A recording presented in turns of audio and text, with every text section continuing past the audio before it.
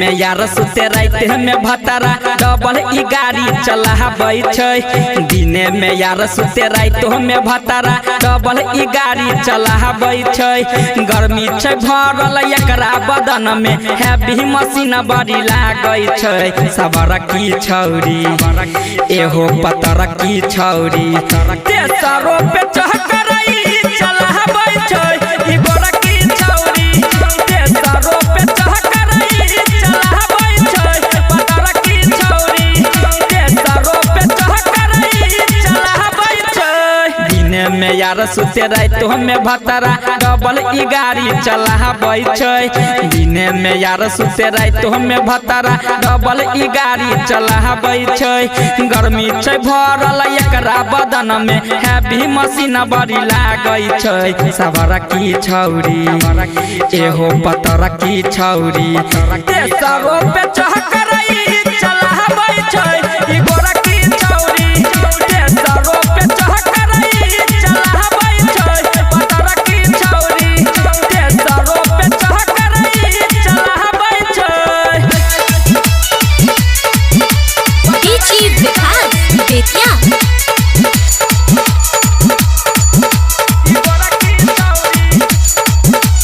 Singing by Ajay अकेला।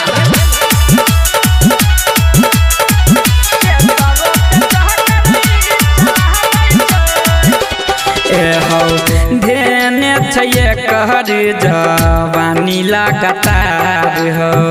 रात दिन जाई त लै छै लगातार हो। लै छै लगातार हो। लै छै लगातार हो। धेने छै कहर जवानी रफ्तार हो। रात दिन जाई त लै छै लगातार हो। थाकै छै जब ई छौरी के भतारा यरबा के तबू बजाबै छै। थाकै छै जब ई छौरी के भतारा यरबा के तबू बजाबै छै। आ पूरा मोहल्ला में भेलै हो हल्ला तैयो शरम नहीं आबै छै। सबर की छौरी एहो पतर की छौरी तेसरो पे चहकरई चलाबै छै। ई गोरा की छौरी तेसरो पे चहकरई चलाबै छै।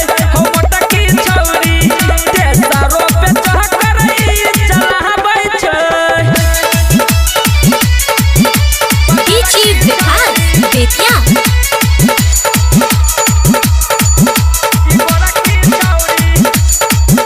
presented by Chopalji Music।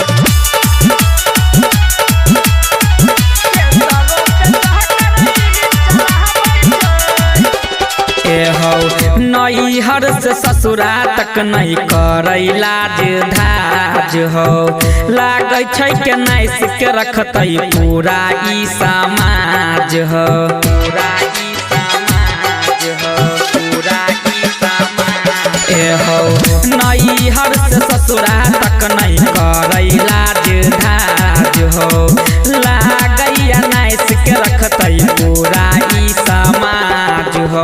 Ajay अकेला और उमेश उजाला सोच के ई घबराबै छै। अजय अकेला और उमेश उजाला सोच के ई घबराबै छै। बात की कहबा जवन का छौरा के बुढ़बो पे आस लगाबै छै। सबर की छौरी एहो पतर की छौरी तेसरो पे चहकरई चलाबै छै। ई गोरा की छौरी तेसरो पे चहकरई चलाबै छै। ई मोटा की छौरी के तना से नहीं लड़ाबै छै। दिने में यार सुते रातो में भतारा डबल ई गाड़ी चलाबै छै। दिने में यार सुते रातो में भतारा डबल ई गाड़ी चलाबै छै। गर्मी छै भरल एकरा बदन में हैवी मशीन बड़ी लागै छै। सबर की छौरी एहो पतर की छौरी तेसरो